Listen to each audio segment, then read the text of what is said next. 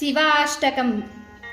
प्रभुं प्राणनाथं विभुं विश्वनाथं जगन्नाथनाथं सदानन्दभाजं भवद्भव्यभूतेश्वरं भूतनाथं शिवं शङ्करं शम्भुमीशानमीडे। गलेरुण्डमालं तनौ सर्पजालं महाकालकालं गणेशादिपालं जटाजूटगङ्गोत्तरङ्गैर्विशालं शिवं शङ्करं शम्भुमीशानमीडे।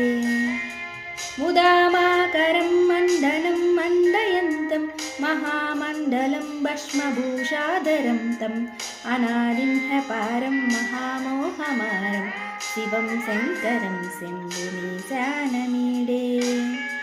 वटाधोनिवासं महाट्टाट्टहासं महापापनाशं सदा सुप्रकाशं गिरीशं गणेशं सुरेशं महेशं शिवं शङ्करं शम्भुमीशानमीडे। गिरीन्द्रात्मजासं गृहीताद्ददेहं गिरौ संस्थितं सर्वदा पन्नगेपं परब्रह्म ब्रह्मादिभिर्वन्द्यमानं शिवं शङ्करं शम्भुमीशानमीडे। कपालं त्रिशूलं कराभ्यं ददानं पदाम्बोजनं रायकामं ददानं बलिवर्धयानं सुराणां प्रदानं शिवं शङ्करं शम्भुमीशानमीडे। शरच्चन्द्रगात्रं गणानन्दपात्रं त्रिनेत्रं पवित्रं गणेशस्य मित्रम् अपर्णाकलत्रं सदा सच्चरित्रं शिवं शङ्करं शम्भुमीशानमीडे। हारं सर्पहारं चिताभूविहारं भवं वेदसारं सदा निर्विकारं श्मशाने वसन्तं मनोजं दहन्तं शिवं शङ्करं शम्भुमीशानमीडे। स्वयं यप्रभाते नरशूलपाने पठे स्तोत्ररत्नं गृहा प्राप्य रत्नं सुपुत्रं सुधान्यं सुमित्रं कलत्रं विचित्रैश्वर्यमाराज्य मोक्षं प्रयाति। लिङ्गाष्टकम्।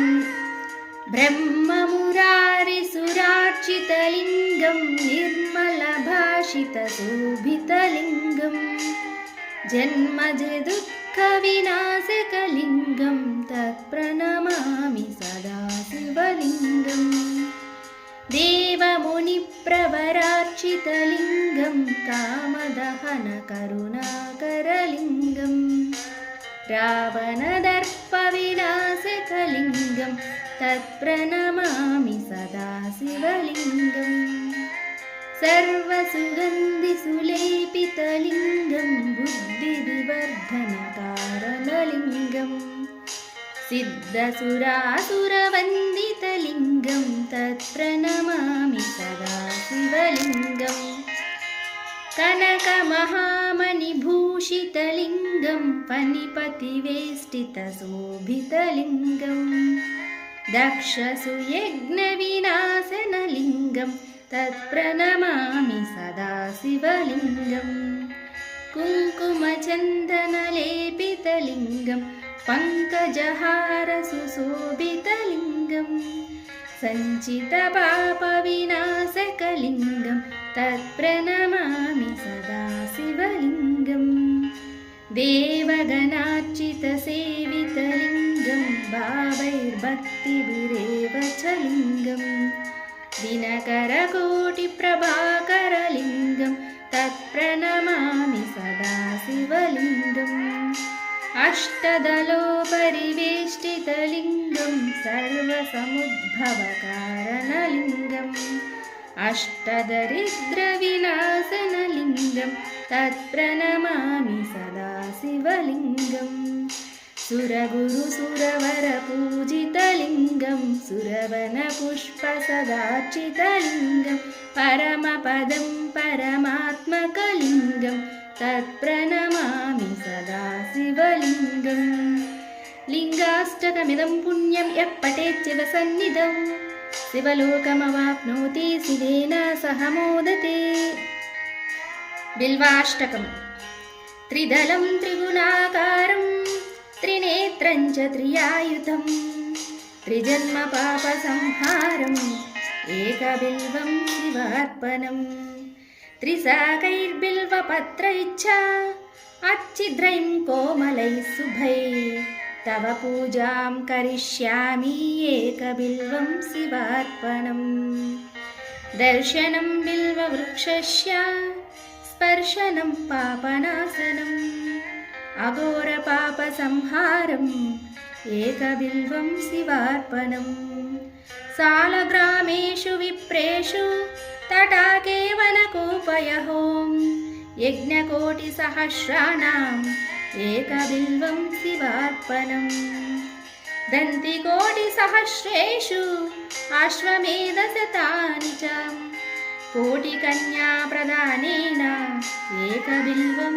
शिवार्पणम् एकञ्च बिल्वपत्रञ्च कोटियज्ञफलं लभेत् महादेवस्य पूजार्थम् एकबिल्वं शिवार्पणम् काशीक्षेत्रनिवासं च कालभैरवदर्शनं गयाप्रयागौ दृष्ट्वा चायकबिल्वं शिवार्पणम् उमया सह देवेशं वाहनं नन्दिशङ्करम् मुच्यते सर्वपापाभ्यो एकबिल्वं शिवार्पणम् शिवपञ्चाक्षरी स्तोत्रम् नागेन्द्रहाराय त्रिलोचनाय भस्माङ्गरागाय महेश्वराय नित्याय शुद्धाय दिगम्बराय तस्मै नकाराय नमः शिवाय मन्दाकिनी सलिलचन्दनचर्चिताय नन्दीश्वर प्रमथनाथ महेश्वराय मन्दारमुख्यबहुपुष्पसुपूजिताय तस्मै मकाराय नमः शिवाय शिवाय गौरीवदनारविन्द सूर्याय दक्षाध्वरनाशकाय श्रीनीलकण्ठाय वृषध्वजाय तस्मै शिकाराय नमः शिवाय वसिष्ठकुम्भोद्भव गौतमादिमुनीन्द्रदेवार्चितशेखराय चन्द्रार्कवैश्वानरलोचनाय तस्मै वकाराय नमः शिवाय यक्षस्वरूपाय जटाधराय पिनाकहस्ताय सनातनाय दिव्याय देवाय दिगम्बराय तस्मै यकाराय नमः शिवाय पञ्चाक्षरमिदं पुण्यं यः पठेत् शिवसन्निधौ शिवलोकमवाप्नोति शिवेन सह मोदते।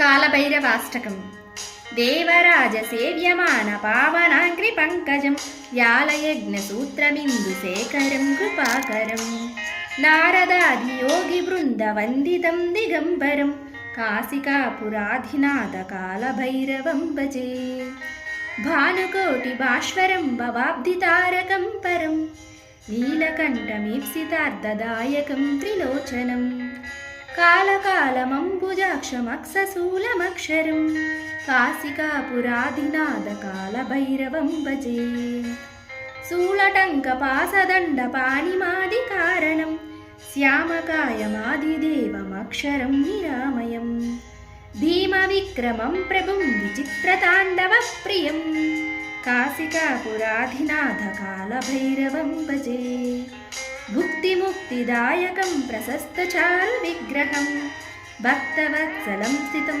समस्तलोकनिग्रहं निक्विनन्मनोज्ञहेमकिङ्किणीन सत्कटिं काशिकापुराधिनाथकालभैरवं भजे धर्मसेतुपालकं त्वधर्ममार्गनाशकं कर्मपाशमोचकं सुशर्मदायकं विभुं स्वर्णवर्णकेशपाशशोभिताङ्गमण्डलं काशिकापुराधिनाथकालभैरवं भजे रत्नपादुकाप्रभाभिरामपादयुग्मकं नित्यमद्वितीयमिष्टदैवतं निरन्तरं मृत्युदर्पणासनं करालदंष्ट्रभीषणं काशिकापुराधिनाथकालभैरवं भजे।